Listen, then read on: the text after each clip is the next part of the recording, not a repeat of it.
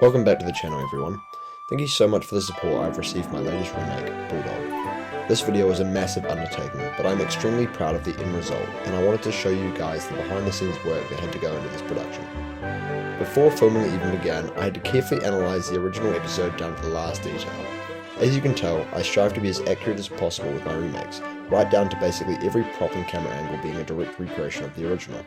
For Bulldog, there was a considerable amount of prep work that had to be done, as I hadn't filmed an episode using narrow gauge characters since 2018. The major props that had to be sorted were the Renaissance viaduct, a large scale Duke, the mid-sodal sheds and station platform, and a tubing system that would allow me to send vape smoke underneath the track to look like steam. Instead of basing the viaduct design on the TV series one, I opted for the Telelin viaduct. It contrasts much better with the standard gauge one, using a much more unique colour scheme as well as having a more simplified yet still eye-catching design. I made the supports first using cardboard and masking tape to cover the seams, then the top arches afterwards so I could glue them together. This was a relatively long process, using a great deal of materials as you could imagine due to the sheer size of the viaduct. Once that was completed, I glued extra details like arch stones on, then painted and weathered it in this nice brick red colour. Very accurate to the bridge in real life, if I do say so myself. The large-scale Duke was made using a large cardboard tube that I cut a hole in it at the top. This hole would become the water tank, which was made using more card glued on top. Then I painted it in Duke's Trackmaster colour scheme and added some yellow lining. Having already made the large-scale Gordon for my previous remake, I felt much more confident making this model, and I think it looks miles better as a result.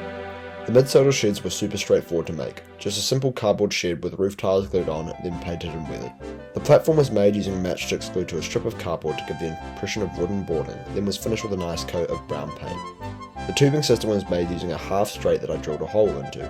I then glued a plastic tube underneath the hole so when I blew vape smoke through it, it would travel out through the track giving the impression of an engine steaming when it was sitting on top of it. Filming began with the mountain road sets. These were relatively simple and straightforward, with the only main difficulty being that the tracks were sitting on a hillside. This meant making the main body of the set on top of shoeboxes, with towers sitting on top and below them to create the hilly landscape. These sets had a nice comfy vibe to them, as do many of the narrow gauge sets from season 4, so I wanted to try and recreate that by having an overgrown look, with lots of bushes and trees hanging around the line. After these two sets came the tunnel set. Again, this was reasonably straightforward, with the only main difficulty being to make sure that the engines can make it all the way through the tunnel, as it can be difficult to create a realistic tunnel portal without having light seep in, while still being accessible for the engines to travel through. The next set was the hardest, being Falcon's crash site.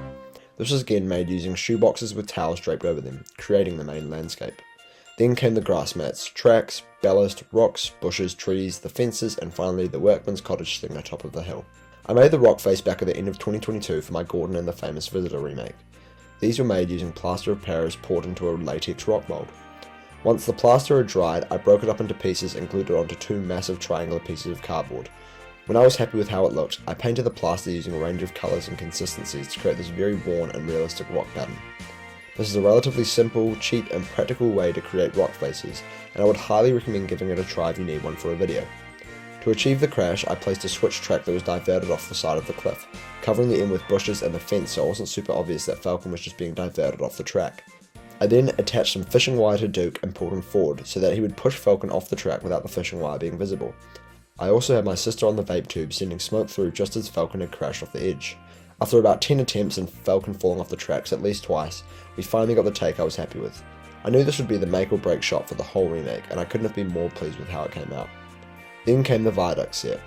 This was a pretty unpleasant set to film on if I'm honest. The main landscape was made with two flat boards with shoeboxes underneath for support, and the grass mat draped across the top. The set was super unstable, and I wasn't really happy with the lack of contour on the hillside, but I will admit, on camera it ended up looking superb, and the final shot is one of my personal favourites, especially with that sunset lighting. The final two big sets were Skarloey Station and the mid-sodal sheds. Skarloey Station was a cool set to build. I really liked stations that have a mix of industrial and natural elements, and it was super easy to film on as well.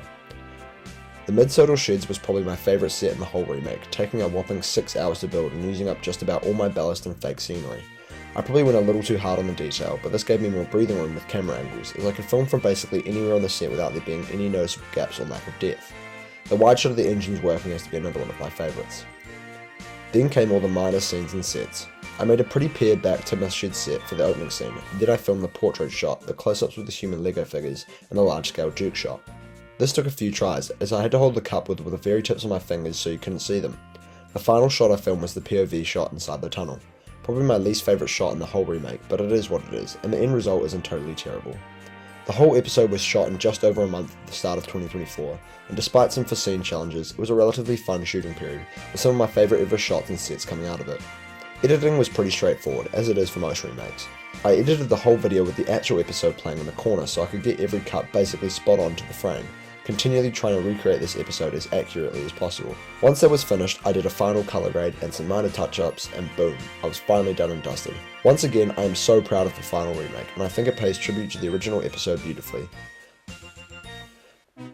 Hopefully by showing you the full behind the scenes process, you can appreciate both my remake and the original episode just that little bit more, knowing the full effort that went into making both of them, and I hope that you all learned a new technique or found something interesting in my filmmaking process. The biggest part of making videos like this is just to be patient and try your best. All my greatest lessons in making Tomas videos have been through trial and error. Sometimes things aren't going to go exactly the way you hoped, but you have to be willing to make mistakes as they will teach you what to avoid in the future and how to work off of that. 7.5 years ago, I was making Tomas remakes on my bedroom floor with zero set design or even a sky backdrop, and each failure since then has taught me to keep persevering and do better, with each success along that journey just motivating me further. Anyone can be a filmmaker, in any medium or style if they're just willing to try and learn. Thanks for your support guys, and let me know if you enjoy these behind the scenes videos. Thank you for saving me, Duke. I don't know why you bothered after I'd been so rude. Oh well, replied Duke. You just had a new coat of paint. It would have been a pity if you'd have rolled down the mountain and spoilt it.